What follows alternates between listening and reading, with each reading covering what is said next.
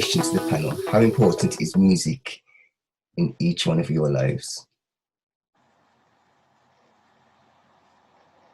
Anybody can answer. Yeah, I'd say extremely important. Simple answer. Anybody else want to elaborate on that? Yeah, I think for myself, it is very important. I suppose it's an everyday thing as well. So in every part of my day, I think especially working from home at the moment, I think even more so, music is incorporated in.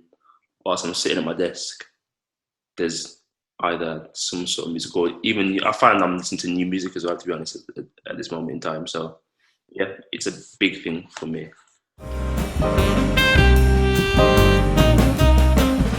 Okay, so new music, Jordan.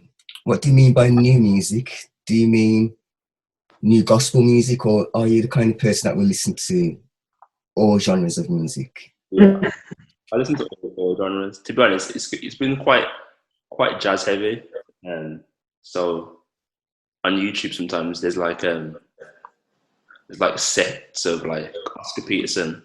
It's like a 2-hour set of going through different stuff. So that's just in the background what I was playing, to be honest. So that's just one of the new music that I've kind of picked up during the past few months. Okay.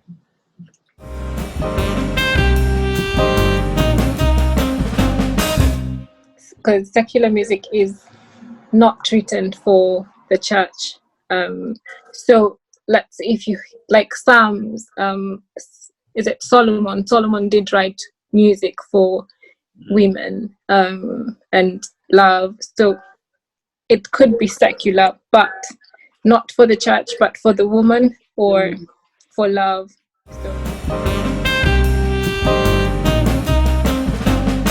As a panel, and we know we're all Seventh-day Adventists, and we all go to Wolverhampton Central.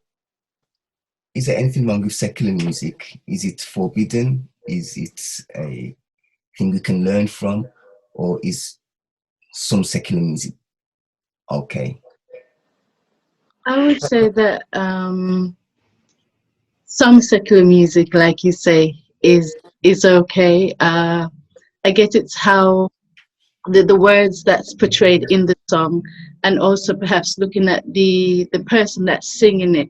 Because if we read in the Bible, it says, do all to the glory of God. You know, whatever we eat, drink, it must be due to the glory of God. So if it's not uplifting him in that sense, it's that we shouldn't feed our mind with it. And that's how I look at secular music, because I do enjoy Boyz II Men, some others. They're quite nice, you know. They get you in the mood, you know. So yeah. Get you in the mood for what? Having a good time. If you're having a wedding, it's a good selection to use. If you're having a party, it's a good selection to use. Amongst many others. You know what you just said, though, because about to the glory of God, yeah, which I believe. But don't you think that I think the majority of secular music doesn't give any glory to God?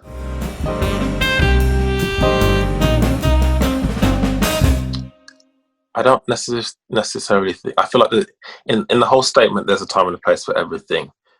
You singing a love song towards your partner or to whatever. I feel like that's okay, and it's not classed as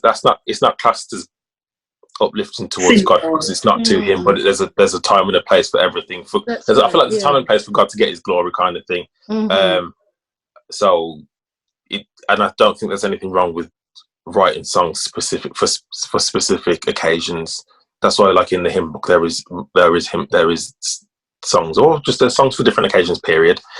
So I feel like there's a time and place for everything, and that I feel like that's how we filter out what needs to be, what needs to glorify God. Because certain dancehall songs, we're not glorifying God at all, because and I don't think their intention is to do so either, or even certain loves like Luther Vandross. That I don't think his songs were intentionally to glorify God. I feel like you can glorify God in the sense of you using your talent that He's given you to do certain things, but obviously then you get the obvious The background of the person, etc. Yeah, if you get what I'm saying.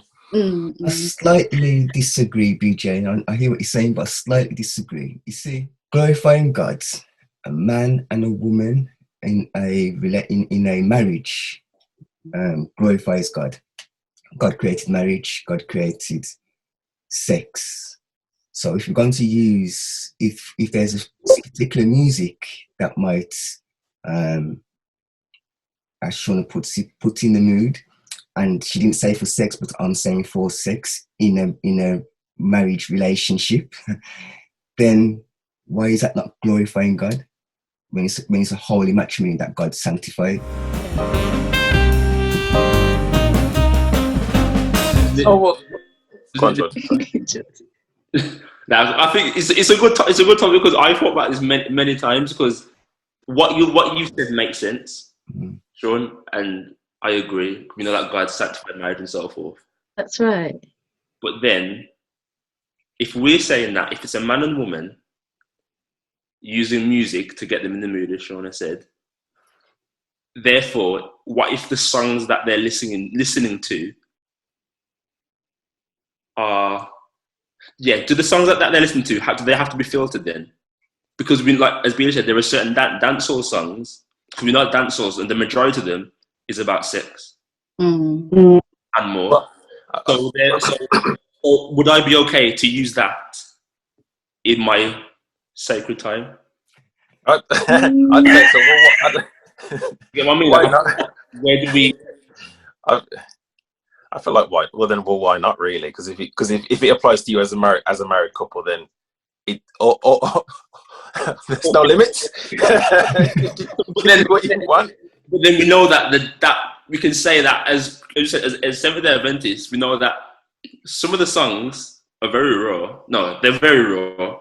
So are those songs that I should be listening to? Although I am married, do you get what I mean? Where do I have to filter the songs that I listen to if they're going to be using that in that particular manner?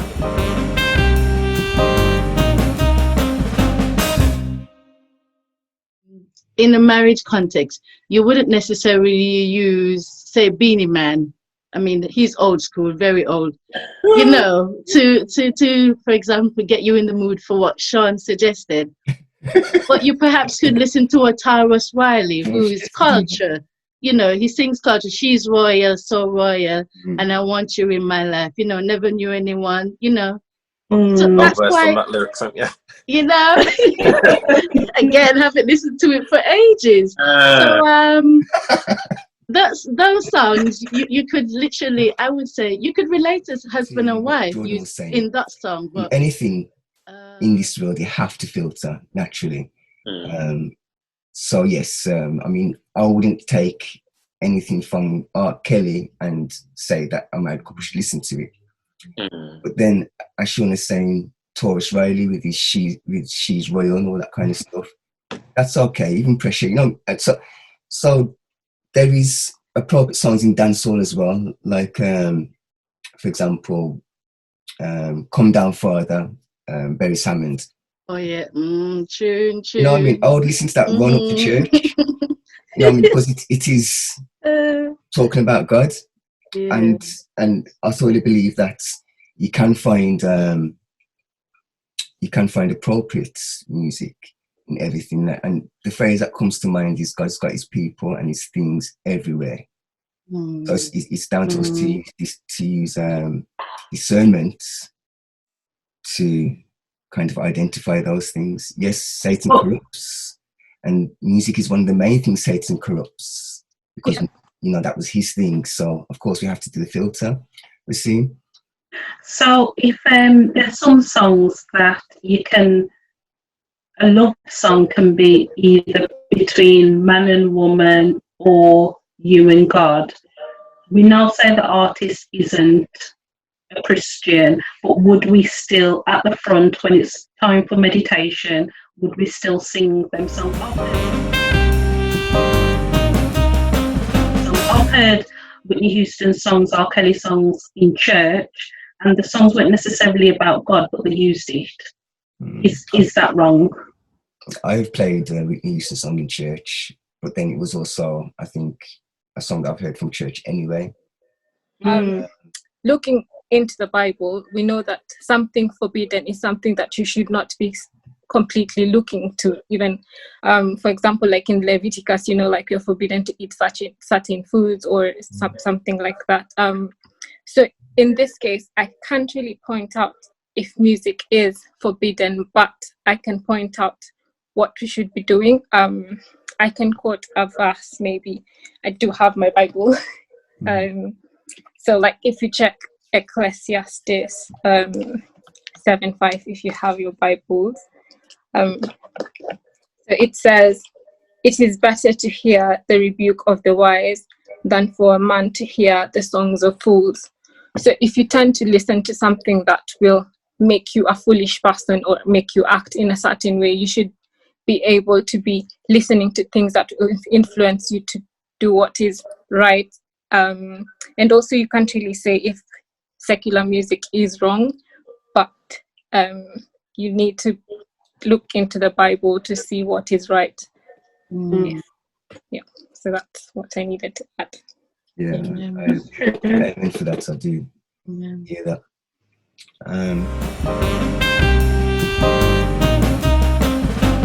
Music influences our emotions and influences our everything we do. Like if you have stress, you can listen to music if you want to do music for entertainment. But when it comes to you need to guard your heart. So however music will influence your heart, that's really important.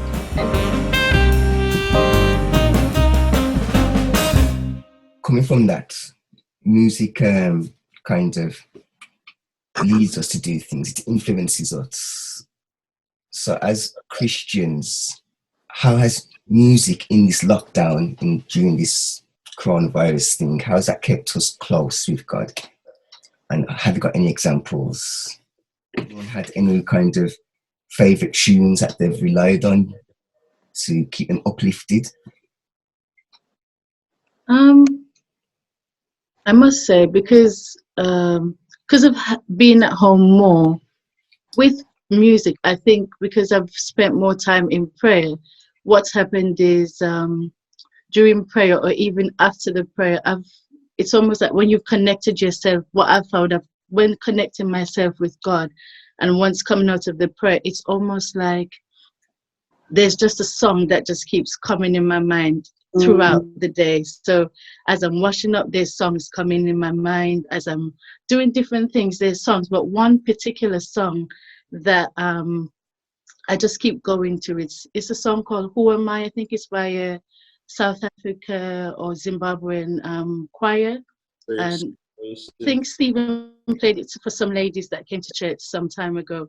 And the ranges are beautiful, but the song is just so meaningful, and it makes you really look into yourself. Who am I to deserve a love that he's given me? And that's really kept me going, and it's encouraged me. It's just reminded me that though what's going on outside, it's chaotic, but we know that he loves me, he cares for me, and he's looking out for me and for everybody else that I know and love as well. I think for me, it's a case of since the whole lockdown period happened, I never decided that I was listening to music more. I think for me personally I don't think it was ever switched off. I think it just stayed the same. My love for it, and I think I came to a point where I was studying music more, not in a spiritual aspect, but more in a talent or gift way kind of thing. For example, I've been like reading music a lot more, trying to open my ear kind of thing, because I feel like it kind of goes about, like, if we go back to church, you want to be able to come back better kind of thing, or even if you've got your own thing going on, you want to develop yourself just personally anyway. So I feel like I've used a lot of that time just to sharpen myself. Like I remember I mentioned it to you guys before about me feeling like a lack of ability to run the church choir because of the lack of reading music. Me doing this has helped me be able to prepare myself for when we come back, if that makes sense. So I think I've in that sense I've become more like studious in the whole aspect of it, and even when it comes to secular music too. I don't believe you're gonna get better at something by just studying one form of it. You've got to open your ears to everything, and a lot of music is entangled anyway. So you can't, you know what I mean. You can't just study one without studying the other. It all links on. So in this whole, like I said, so to round up in the whole COVID situation, music's really kind of stayed there, but I've just looked at it in a different aspect now, and it's helped with writing abilities and all that kind of thing. So that's what music's done for me in COVID. Thank you. Mine, I think, has stayed the same. I think maybe I've taken this time to try and widen my ear to just different ranges of music. Just different range of music. I wouldn't say that I limited myself in just listening to gospel music or church music, whatever you want to call it, but I think I might find myself just listening to, even in the car when I've been out, classic FM has been brilliant. Yeah. I've been doing that as well. Whatever, but just the odd time it's there in the background. And I think Letty, as you mentioned before, in regards to the emotions and so forth, it kind of brings a sense of calm. So I think I'm just going to maybe widen my range, but still kind of had the same amount of music.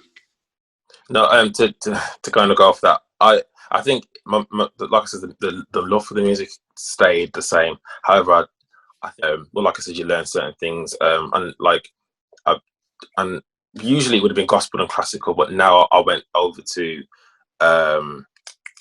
like that early classic jazz kind of thing. So, for example, like Ella Fitzgerald or Dinah Washington, Sarah Vaughan, and that kind of stuff.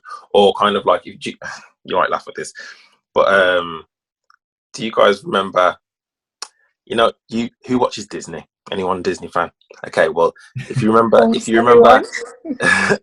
there's a particular scene in the Cinderella film when she's cleaning the steps, and there's a particular voice there's a particular song that the singer sings, Sweet Nightingale, and the way that songs sang in that very clean voice, and that jazz, it's not quite classical music, but it's that jazz voice of that era, that 40s, 50s voice sound. I thought, wow, kind of thing. It was refreshing to hear, which obviously you don't really get that in gospel music. So moving lanes and changing channel, yeah, I could appreciate something more. I started to delve into that a bit more, and then just appreciate the voicing of it all, and just the technical side of it, and somewhere else. And it wasn't something necessarily bad or anything, because it was the lyrics are innocent kind of thing, that they're not really talking about anything specifically but the birds.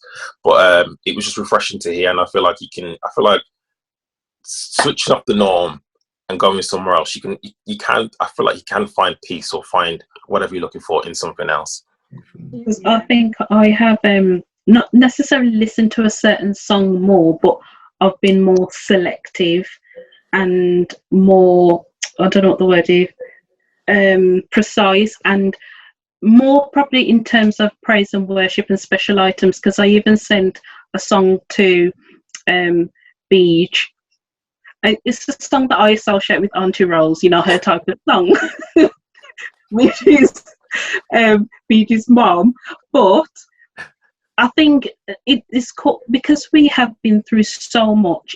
Why stay in a little box in a typical, like, traditional type of song? I think we've got so much to give God thanks for, and the song that I sent him, it was about a song of praise, a song of celebration, and that's what I tend to be reflecting on in this time of lockdown. I've got so much to give God thanks for.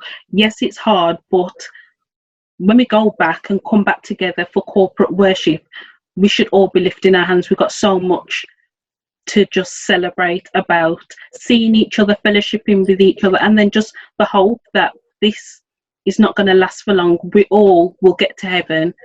So yeah, that's what I've been doing.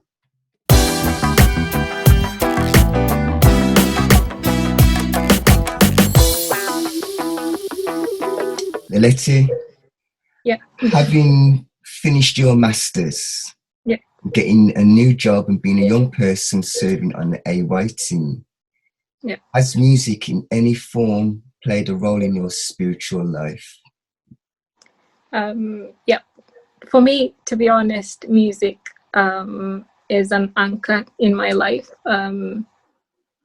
especially with my relationship with God, because it's not like every day my relationship is 100 with God, but listening to music, it brings me back to remember who God is in my life, and the fact that I even have the ability to listen to the music, that's really, it is something that I can't really take for granted, because someone would really want to even be able to listen to music out there. So being able to listen to music, especially also in lockdown during my masters, because every morning, so my timetable really is when I wake up early in the morning, I try to listen to music, because for me, prayer connects us with God horizontally, and prayer also connects people vertically, like, so, and prayer connects you with God in your heart. So I feel like music has been that impactful in my life, especially during the masters, and also considering that I don't really have family around. Before, because I did come with my mom to UK, she always told me, remember that you're not always alone, but God is always with you. So for me, music keeps me going and remembering that I'm not always alone. So yeah, That's powerful. Thank you. Yeah. What encouragement could you offer to young people in regards to their music and their relationship with Christ, and even family worship? Going back to what you just said, what encouragements could you offer young people? I think it dwells in where you find, because in gospel music as well, they do have different genres. So if you find the genre that makes you feel connected with God, even if, because many people would say, oh, secular is actually really interesting more than some gospel music, it's probably because they haven't really found the gospel music that they feel to connect with God, especially young people. And also always to remember where you came from, like with Pathfinders, you remember you have to keep a song in your heart. That's really important. Being a new parent, do you find music important in raising your son? And have you noticed him singing and praising God yet? Do you think it's possible? And is music important to him? And I'll quickly tell you why I asked this specific question. I think I've shared this with you, BJ, and maybe we've seen before. One of the things that really ignited me in church again, I brought Sienna. She was 14 months, about 14 months, and I brought her to church. I still got the videos to this day. You know, it was so kind of heartwarming to me. I brought her to church, and I think one of the praise teams were doing something anyway, and I noticed how the music seemed a lot more spiritual than when I was there 20 years ago. And I never forget Sienna just rocking in my on my lap. She's rocking like this, and she just starts to go. She's singing to the song. I think it was God Is, and she was literally just singing to that song, and you could see that she was proper worshiping God. And I've got the videos to this day, and it surprised me. And it made me realize that even children can get a connection to God through music. So, as your son, how old is your son now, Shona? 11 months on Sabbath coming, so 10 months. Wow. Okay. So how important do you think music is in raising your son? And do you think it's possible that he can be praising God? Is he singing and praising God yet through music? How important? I would say it's very important to me and to him, because after his worship in the morning, during worship, we have a devotion or a read story for him, and then we sing. And one of the things we realized from the start was he would be doing this. So he's already got the groove going. So that's good. And that was one of the prayers Clem prayed. So I prayed for, no, he prayed for the hair, I prayed for the singing, just so that the singing continued in him, because my family, we love singing, but he loves it. So as I was saying, so whilst he's having breakfast, I normally have music in the background, and he's always bopping. And funny enough, Cradle Roll, we have a certificate for each of the kids, and each of them have to put on there how they praise God.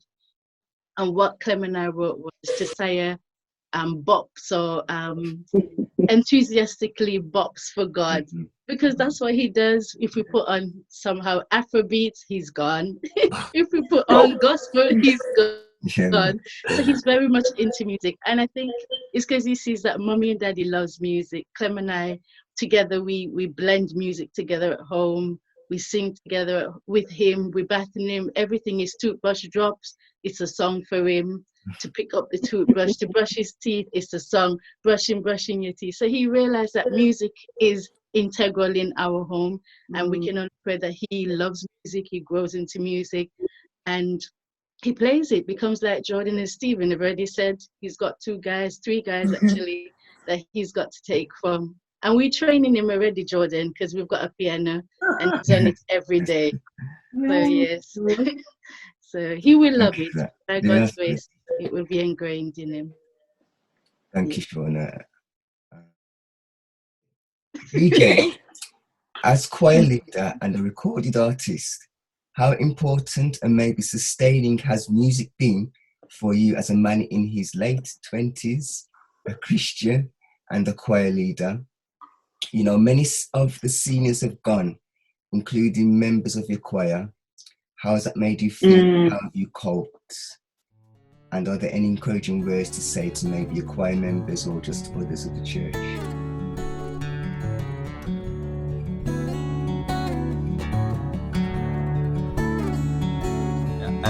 It's disappointing, of course.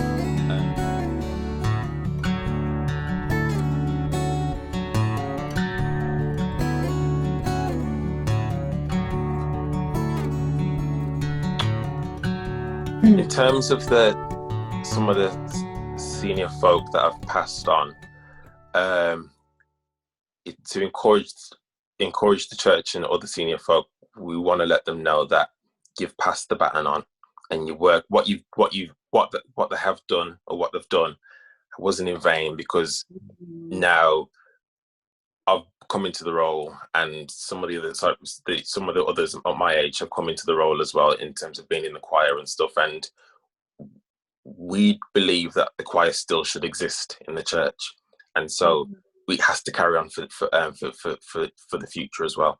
And it won't. And it's something that started with them, and we're gonna learn from them and keep it going. And that's in regards to the choir, that's as far as that's what I can say, kind of thing. It's that for the other members of the church, stay encouraged. Yeah, you can trust us. We're not gonna do anything wild, you know what I mean? Whatever wild you might think, like, it's not gonna be too out there, but we're gonna keep it completely spiritual and godly. And you can trust us, because they see our fire for music and how much we love it.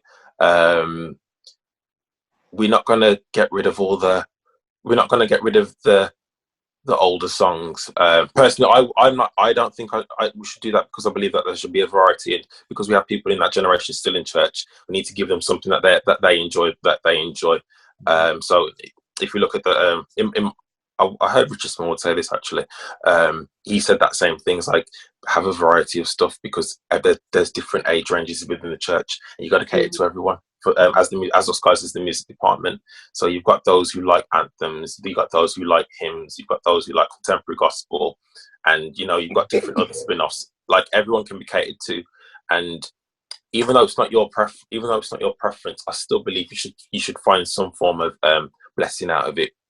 Period. And I think we have to learn to Well, I think that's it. You have to learn to find a blessing in it. Like, for example, I was always told, or I used to make the complaint that a particular preach is boring, and my mum was just tell me you can find something out of it, and I'd be like, okay, fair enough. You know what I mean? He might be boring, but he may say Christ died on Calvary for your sins, and you know what he did. So no matter how it's delivered, kind of thing, there's still something I can take from it. Yeah. I think the church choir, when I listen back to some of the videos, I thought, gosh, you guys did a mean job for what you did back in the day. You know what I mean? I've had to be humbled by my younger cousins and younger friends, and I'm like, oh. But if it makes sense, you have to do it. So I feel like, and that goes, like I said, it goes for all across the board, any ministry. Humility, I think that's a big thing. Go whatever craft you're in, going and studying. Like you can have a natural talent, but there's nothing wrong with extra information to build it up. You know what I mean? And this is all for the glory of God. So the more you build and the more you learn, and you give that to God, He gets the glory out of it. And then if the Bible says if you lift Him up, He'll draw all men unto Him, and that's the aim.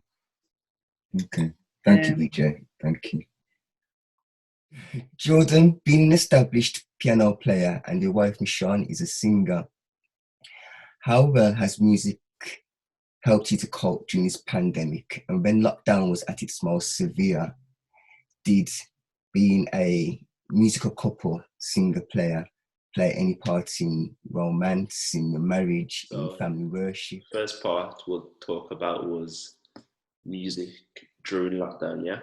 Mm-hmm. So I think for myself, as I kind of mentioned before, I've still kind of listened to music as I've listened to the same amount of music still. I've just broadened my ear as such. Obviously, with me trying being a singer, there's always that odd bellow out in the house, so it's a random outburst. And again, she's always listening to music. Obviously, being a teacher, being at home, so she listened to music as well. Helping us through lockdown, we did like two like mini concerts. I'll do a plug. We got One Sound Music. If you want to go to their YouTube, have a look at that. One Sound Music. We did like 2 lockdown sessions with them, where it's like an hour set. So obviously there was a lot of preparation in regards to that. So I think even through lockdown, you could argue that we've made like a lot more music than normal together, to be honest. In regards to the romancing part, nah. Nah, I think that it wasn't a sorry to kill the story. It wasn't a thing like that. There was no like me sitting by the piano and having a word and looking over. There wasn't none of that. There wasn't none of that. But I suppose being the singer player couple, it works out. She's more of the creative than me, wanting to just randomly go on and just recording anything, literally anything. And we both listen to both gospel and secular. We might want to touch on it because I feel like what is gospel as well, but we'll leave that for one sec. We both listen to gospel and secular music. Artist-wise, I think, as I've said, I think I'm very, very broad. But gospel for me, I think it's got to be your typical Fred, Commission, Kirk, Donny, and then obviously in regards to the secular. If I'm being honest, in regards to secular music, I have like some things that I like. So, some songs that I know sometimes I need to put away, definitely put away. But I think I'm really into the instrumental side as such. Mm-hmm. Obviously, I'm down for the singing. Okay, some rappers I do like the old school rappers, not this new stuff. Drill. Yeah. I think very, very broad. I think in the house, music is very broad. So like, there's the gospel playing the other day. The Brandy album came out, that was being blasted in the house. So I think it's, it's just a very wide range of music, which then we implement into gospel, implement it into other stuff as well. So before lockdown, Jordan, was the whole duo thing, was it not really a thought, or had you thought about it and not done it, or did how did it feel even moving into that kind of environment? I think it was always something that we did.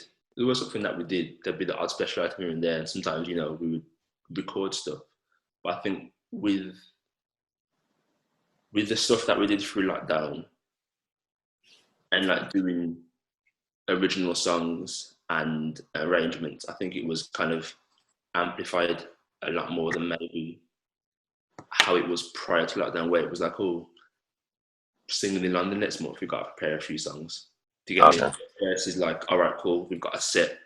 Let's write down our set. What are we going for? What are we trying to portray?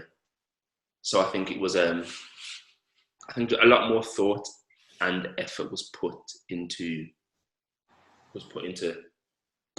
performing or showcasing the songs. You've seen a total switch to online church services. How have you found it being Central's music leader? Has it been easy, and where could we improve? I think it's really identified the importance of music, because I guess at the start of lockdown, we didn't know how long this was going to go on for. So I guess there would just be a sermon, Sabbath school, that's it. But as time has gone on, you feel, well, I've always felt the absence of it, but I'm hearing it from other people as well. And when the praise team, Legion, Jordan, them, did their praise and worship recordings and then it was played, even when we were sitting watching it at home, it was like we were there. It just brings you so much joy. It brings you closer to God. And I think it shows that praise and worship isn't just it shouldn't be just a filler in between Sabbath school and divine service. It should be an integral and important part of worship. And it has confirmed that for me, and I'm surprised of the noise that it has caused amongst people saying, what's going on with music, we're not seeing it much. And yes, it's a complaint, but I'm happy to hear that people need it. It needs it. They need it for their soul. So it's definitely needed in online services more. But we haven't seen as much because it is hard, and because we have such a high standard. We want the sound and the video to match. So I know it's not an easy job. When I've spoken to the PA guys, they've told me it's not an easy job, but it's important. It is hard to get people to see. You would have thought it would be easier because people are in their yard, they can just record it and send it. But, no, it has been hard to get items. But obviously we're putting things in place for people to come and record it centrally as opposed to in their own homes. So yeah. God is good and music is a gift. Yeah, thank you for that, Racine.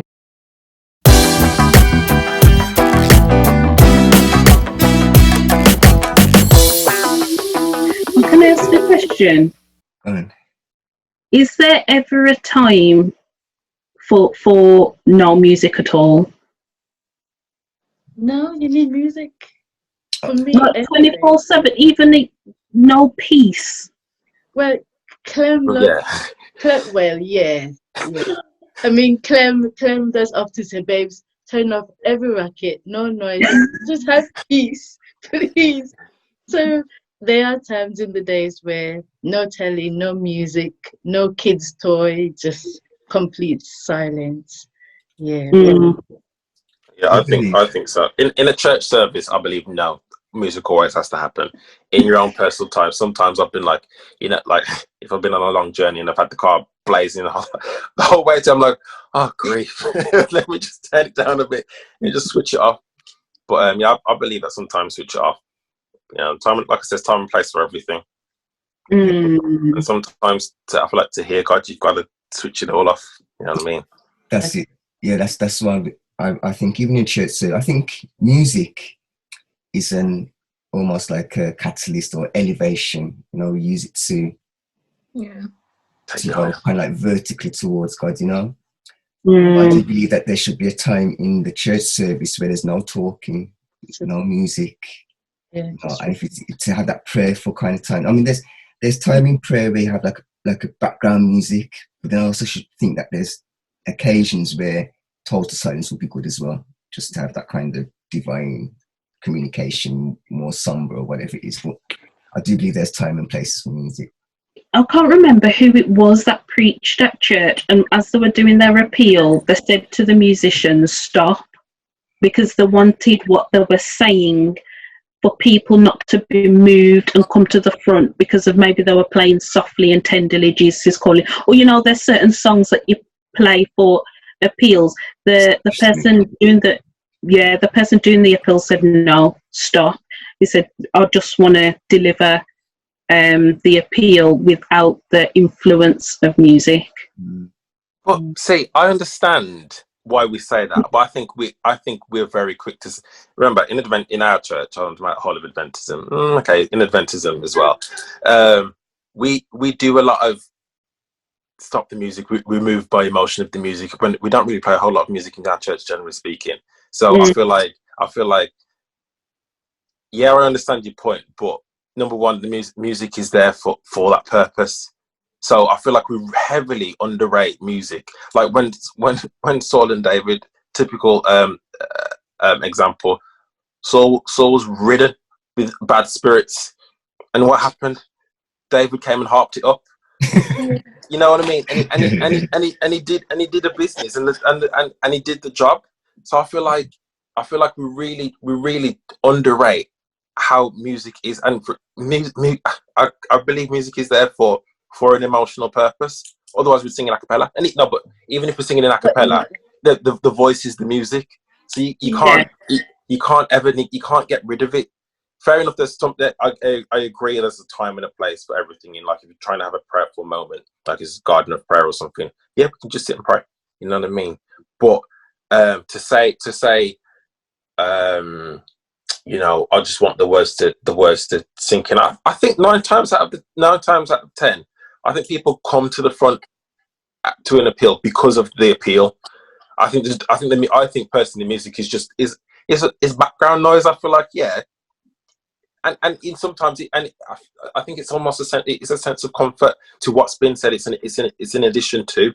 I personally believe. I think music works. I mean, but if the preacher wants to say music stop, then fair enough. But I think the two go very hand in hand. Otherwise, we wouldn't add music to half of the songs we sing. We sing everything in a cappella. So from Psalms, because Psalms really talks a lot about music, but this puts together music and also meditation. So it's Psalms 104:33. It says, I will sing to the Lord as long as I live. I will sing praise to my God while I have my being, and may my meditation be sweet to him. I will be glad in the Lord. So we can have the music, and also we need to meditate in God. So that thing put together is really important. Thank you for that, Letty. I think we have to remember who Lucifer was, and he was the chief musician. So if God can make his crowning cherub at the time, if he can make the most highest angel person involved or person over music, then that shows how important music is to God. But at the same time, we just have to remember that there's extremes in everything. We can go far left, we can go far right, and our job is to just be right with God. So yes, music is very, very important. I think probably, me personally, I would say that the church service is probably in when we're talking about importance or priorities, I think it should be like maybe even 75% music and 25% preaching, just because I do believe that music is of major importance to God.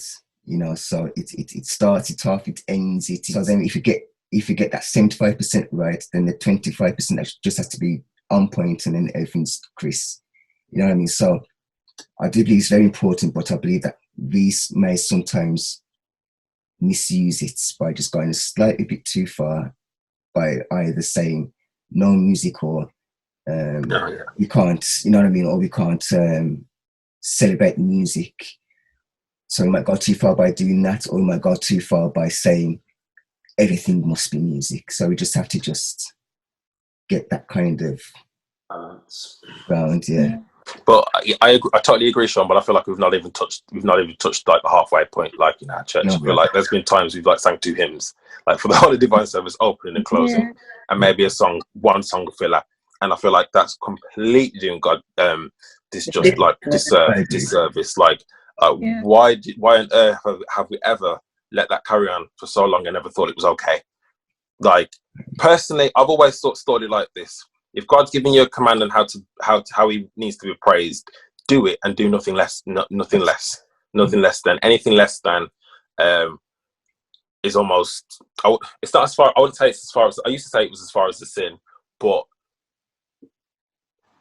I'm like, he's asked for this and a specific way to do it. He's asked for these things to be used, to lift your voice, to clap your hands, and in the right time and place. I think it needs to be done because that's what he asked for. Like, who are we to question whether it's wrong or right? Like, especially when we have no reference as to what was played in the biblical times. We know what was used in some aspects, but we don't know what melodies and tunes that we're using. We can take we can take an area check. I'll just say that instead, in terms of where the that's the word. As to where they're played, and so you might say, okay, well, this is what that type of music sounded like, but somehow we know that, but we've just reverted back to the hymn book anyway. So that's how you know it's all a preference based, and who are we to say what's wrong and right? You know what I mean? So in regards to gospel music or Christian music, as in when I say gospel and Christian music, lyrical content. You know what I'm saying? So I think we can't pick and choose and say what's right, what's wrong. We can't, in terms of whether we clap, whether we sing loud, whether you know what I mean. What God's instructed, how He wants to do praise. So I just feel like you got to do it.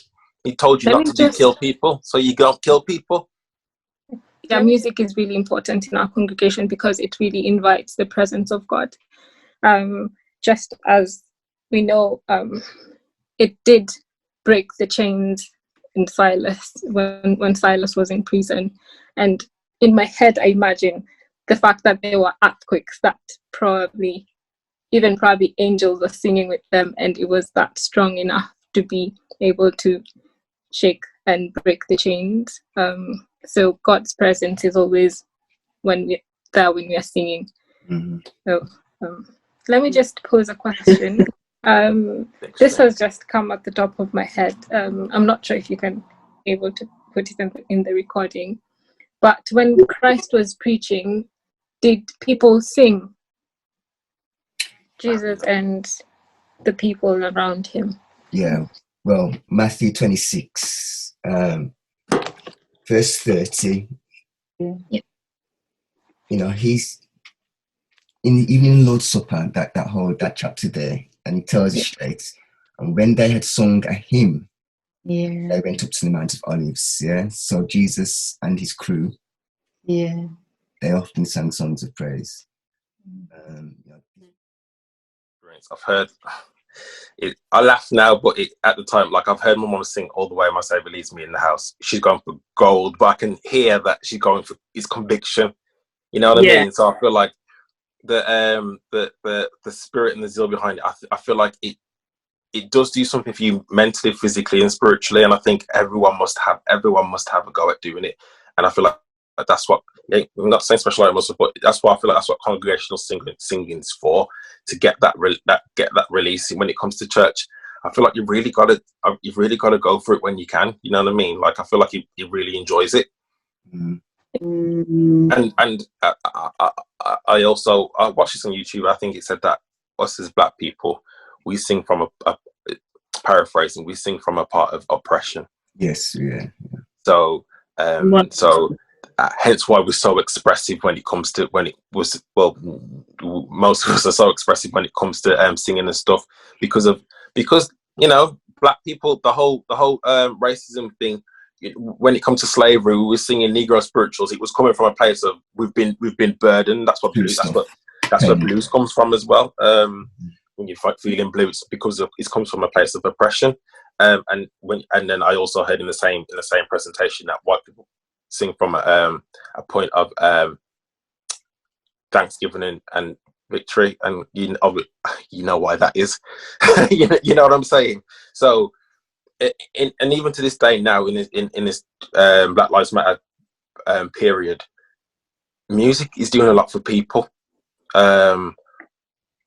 Quick plug: I'm getting ready to release a song soon on iTunes and that stuff. It's called Broken Heart, and I initially it was going to be on an EP, but I decided to release it earlier because it's called Broken Hearted, and it talks about healer of broken hearts, and I feel like it fit well for the COVID and the Black Lives Matter situation because of just the social injustice that was happening and the tragedies everyone's been struck with the COVID. So I feel like music can be the music and the word can be a solver of a lot of problems, kind of thing, and people are quick to listen to a song.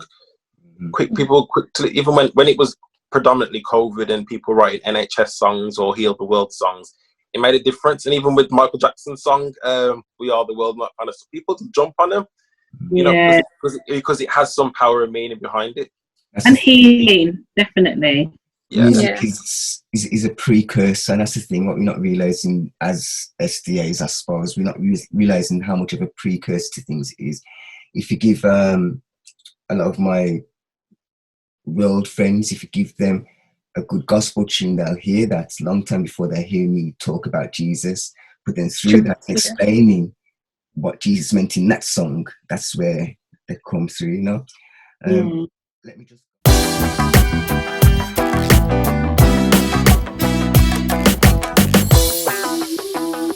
Can I just add also in regards to the hymn thing? I just googled what hymn meant, and it means a religious song or poem of praise to God or a God. Well, obviously it's to our God.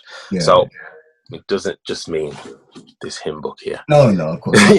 And that's for everyone. And like I saw, I think it's Andrew Fuller, one of the preachers that we have, talk about, when people always say, "Oh, hymns are better," and whatever. And it's like I realized some time ago, and I think I said it to Jordan and them guys, I feel like people think that hymns are better because it's attached to memories of when they were growing up.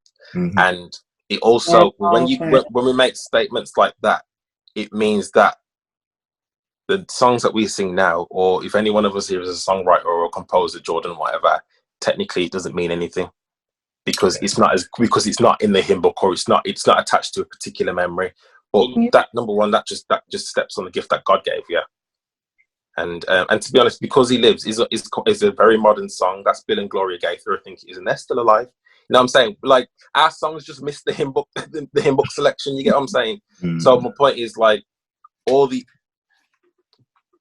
spiritual music isn't just from a hymn book or an anthem book. It's completely it goes way beyond that, and we have to let the church know that we have a talent and we can do this stuff, and it just doesn't reside to that. And I think that's partly why we don't invest in our own so much, because we push them aside for something else that someone else has given us, kind of thing, when we have our own. If we invested in our own, we probably wouldn't even have to look at any other denominations. Do you get what I'm saying? But we've put a cap on ourselves and gone elsewhere when we've got our own here. We can't. It's weird how we've missed things. Sometimes we go from hymn book to then we go to the Pentecostal circles, and you miss your own talent, kind of thing. But if our church invested in us, then we wouldn't have to. We would be on the map too. We would be doing bits as well. So I feel like really investing yourselves and really believing the music God's given you. Ask God to stir up the gift. Ask Him to give an outpouring of His Spirit. You know what I mean? It's ours to have. He said we can have it, kind of thing. He left it with us. So man, I feel like we've really got to get in tap and believe every word that the Bible says, and every song that we sing, believe every word of it, because if He's real, then those words are real as well. So Thank you, BJ. Thank you. Thank you, everybody.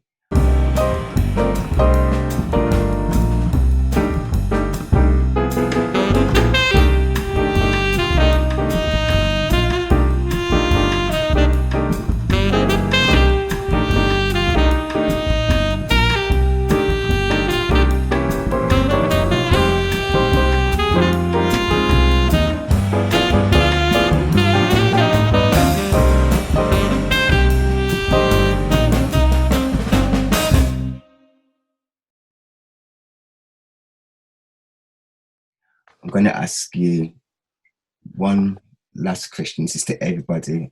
And all I'd like, please, is for everyone to just give me one word answer to this question.